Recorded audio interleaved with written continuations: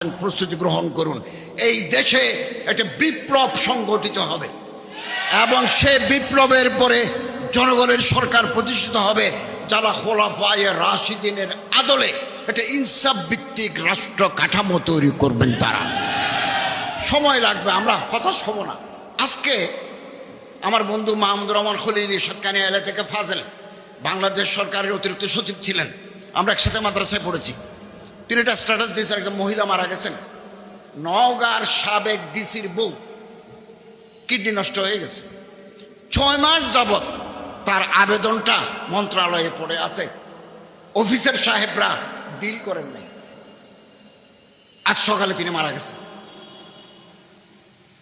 এই দেশের উন্নয়ন, এদেশের অগ্রগতি এই পুরানা আমলাদি, ব্রিটিশের তৈরি আমলাদি এদেশের উন্নয়ন, ইসলামী রাষ্ট্র ব্যবস্থা কোনোদিন প্রতিষ্ঠা সম্ভব নয়।